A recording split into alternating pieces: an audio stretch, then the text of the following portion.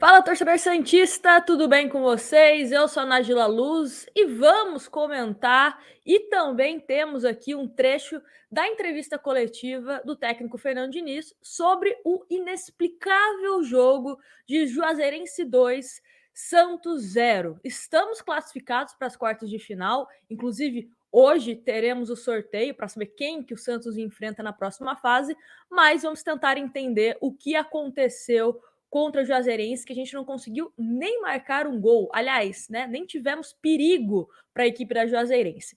Mas antes disso, quero falar aqui da OneFootball, que é o melhor aplicativo de futebol do mundo, né? Inclusive, vamos comentar as estatísticas da partida que estão lá no aplicativo da OneFootball, e também vai começar a Bundesliga. Então, se você gosta de acompanhar o campeonato alemão, tenho certeza que você vai baixar o aplicativo da OneFootball para conferir ao vivo as transmissões dos jogos, e é tudo 100% gratuito. Então, baixe aqui o aplicativo que está na descrição, o link, e aproveite, né? E como eu falei, também tem sempre informações sobre o Santos. Bom, vamos começar, antes da nossa análise, vendo um trecho da entrevista coletiva do técnico Fernando Diniz, até para a gente entender como ele enxergou a partida, e aí nós voltamos aqui com os comentários. Confere aí. O time de fato jogou mal no primeiro tempo, abaixo daquilo que a gente esperava, obviamente. Mas isso também não é uma coisa determinante para a minha avaliação. Não vou fazer uma avaliação de jogador algum por conta de 45 minutos. Os jogadores estavam treinando bem, tinha condições de jogar melhor. E na sequência, quando eles tiverem outras oportunidades, eu acredito que eles vão jogar bem melhor que jogaram hoje no primeiro tempo. Quem fala que faltou vontade, alguma coisa faltou. Mas assim, os jogadores se dedicam muito, esses que entraram tiveram oportunidade porque estavam treinando bem. O time do Santos, o elenco todo trabalha muito e tiveram a chance. E para frente vai ser um aprendizado. O que aconteceu hoje, a minha expectativa, a minha confiança que eles, nas próximas oportunidades que eles tiverem, eles vão jogar melhor que jogaram hoje no primeiro tempo, principalmente. Lá, como é que o time entrou? O time não entrou bem. Não sei se foi dispersão, falta de concentração, não sei o que aconteceu, mas de fato, no primeiro tempo a gente sofreu muito mais do que deveria ter sofrido. No segundo tempo a gente ficou mais equilibrado em campo. O campo é muito ruim para se jogar. O campo assim, não tem condição mínima para praticar o futebol. Muito vento. Mas isso não é desculpa para a gente ter tomado os produtos que a gente tomou. Isso dificulta para você fazer uma saída mais elaborada, mas não é justificativa para a gente ter feito o primeiro tempo que a gente fez. Uma das coisas que o Fernando Diniz não pôde negar, né, foi em relação a que o time não jogou bem, que o time jogou mal, né? Ele até mesmo fala sobre essa questão dos jogadores, né, principalmente que foram substituídos na segunda etapa, que a gente não pode cravar que o jogador não serve por conta de 45 minutos, por conta de um jogo. Aí eu concordo com ele, né? A gente não pode taxar que um jogador não serve mais para jogar no Santos por conta do que aconteceu contra a Juazeirense. Acho que tem N fatores que nós vamos comentar aqui, mas precisa de uma mudança de postura, principalmente quando o Santos está numa situação mais confortável, porque construímos 4-0 lá na Vila Belmiro. Então, talvez o time do Santos, né, entrou em campo, não vou dizer salto alto, mas mais relaxado, digamos assim, sem essa competitividade que a equipe da Juazeirense apresentou. E a questão do gramado é um problema? Sim, para as duas equipes. A Juazeirense pode até estar mais acostumada? Sim. Mas esperávamos uma reação dos jogadores, né? A questão de se impor mais contra a equipe da Juazeirense, tentar criar mais, e acabou que não aconteceu isso. Tem a questão também da escalação, que eu acho que começou errado. Já começo falando sobre a questão do Balieiro. Não tem motivo você improvisar um jogador, sendo que você tinha outras opções no banco. O próprio Luiz Felipe, que estava relacionado, então imagino que alguma condição física para ele atuar, ele teria. O próprio Kaique, que entra na segunda etapa, e para mim entrou e jogou muito bem. Então, enfim, tinha outras possibilidades. Mas só para a gente comentar as estatísticas, que como eu falei para vocês, né, retirei lá do aplicativo da OneFootball, posse de bola, 60% do Santos contra 40% da equipe da Juazeirense. Chutes, 11 do Santos contra 7 da Juazeirense. Porém, apenas um chute ao gol do Santos. Enquanto a Juazeirense teve 3, sendo que uma grande defesa do João Paulo e 2 gols, né? E cruzamentos, 26 do Santos contra 21 do time da Juazeirense. Mas A diferença, né, é que quando a bola ia para o nosso setor defensivo, era aquela zona, era aquele medo até mesmo de tomar mais gols da equipe da Juazeirense. O Santos, mais uma vez, não conseguiu aproveitar os seus cruzamentos, mesmo com o Bruno Marques e Marcos Leonardo no time. Mesmo com os dois jogadores, ainda mais o Bruno Marques, que é aquele jogador que a gente sempre fala, né? A gente pensa em bola aérea, bola parada, a gente sempre pensa no Bruno Marques, não conseguiu ser efetivo. Inclusive, depois ele até saiu, né, no segundo tempo, teve um choque de cabeça, teve até que passar a noite do hospital, mas não conseguiu render enquanto esteve em campo. Bom, o que a gente esperava já, né? Seria um time reserva ou misto, né? Como queiram intitular, por conta dessa maratona de jogos que teremos aí nos próximos dias, principalmente nesse mês de agosto. Ou seja, coletivamente, já era de se esperar que o Santos não iria apresentar aquele futebol, né, de encher os olhos. Mas como eu comecei aqui o vídeo, esperava mais competitividade do time do Santos. De forma individual também, não tivemos destaques. Né? Porque às vezes o time coletivamente não funciona, mas algum jogador acaba se destacando. Não teve isso. Eu tenho dificuldade de falar qual que foi o melhor jogador do Santos na partida. Eu colocaria ou o João Paulo por conta da defesa que ele fez, ou até mesmo o Wagner Palha.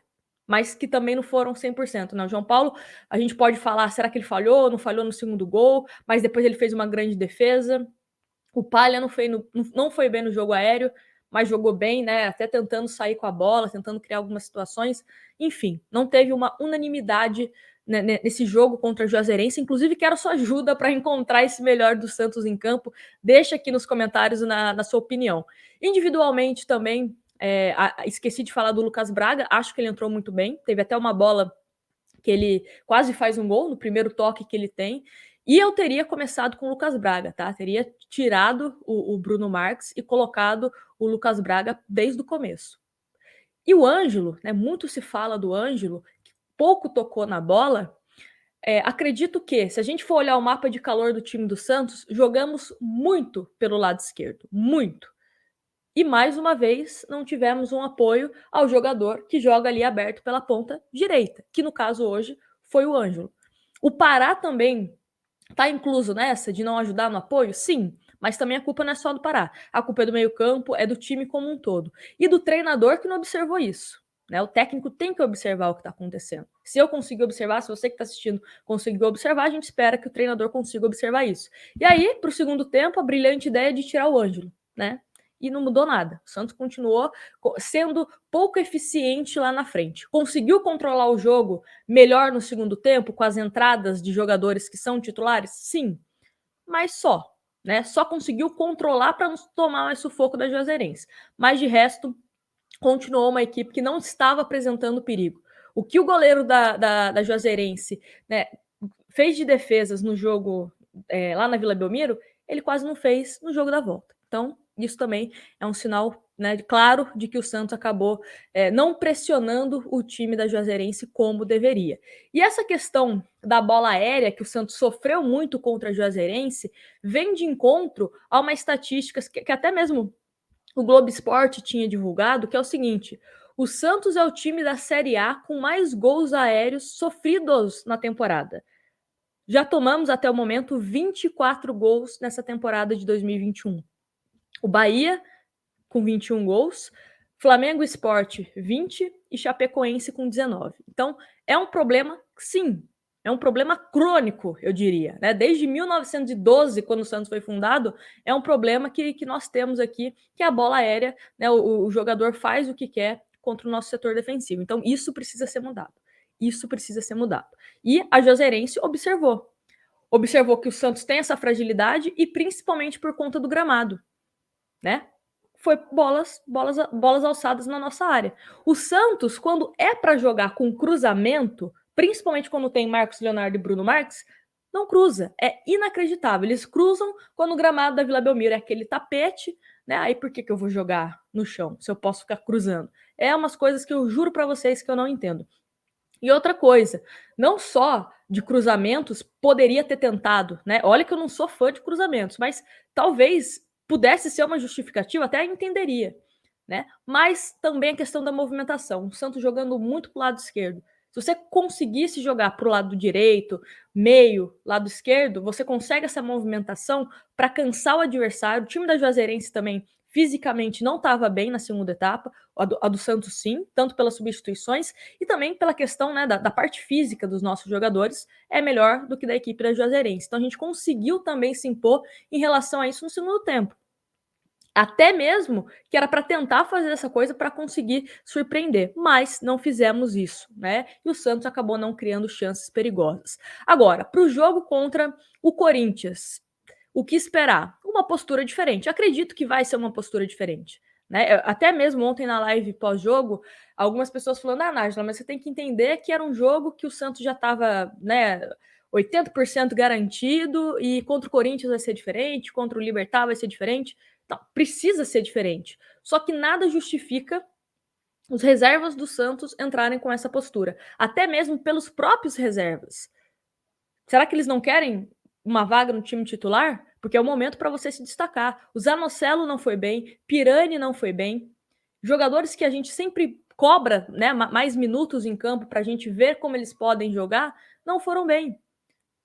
Então, a gente também precisa levar isso em consideração. Tem umas críticas ao Diniz, mas a gente também não pode isentar o jogador. O perfil dele dentro de campo, essa questão da competitividade também está ligado ao jogador, ao posicionamento dele dentro de campo. Então, espero que as coisas mudem e até mesmo para que a gente consiga não só vencer Corinthians, vencer Libertad, mas que tenha um elenco competitivo. É isso que eu falo. Essa questão da competição que eu sempre cobro aqui, que é muito importante para aumentar o nível técnico do time do Santos. Então, espero que isso seja corrigido para os próximos jogos, os erros também, mas é um jogo bom para a gente dar de exemplo. Não é porque a gente venceu de 4-0 que a gente pode entrar 100% relaxado no jogo da volta. Não, precisa jogar como se tivesse 0-0. E é isso. Quero agora a opinião de vocês nos comentários, o que vocês acharam dessa partida, né? Se temos algum destaque para a gente comentar. E não se esqueçam, hoje temos a live mais cedo, né? O Boletim Fantástico, que geralmente é às 17 horas. Vamos antecipar um pouco, porque a partir das 15 horas, né? Das 3 horas da tarde, tem o sorteio da Copa do Brasil. A gente vai comentar aqui, será que o Santos pega um adversário mais fácil, um adversário mais difícil, enfim. Então já faço aqui o convite para vocês. Não se esqueçam de deixar o like, se inscrever no canal e a gente se vê no próximo vídeo. Grande abraço para vocês.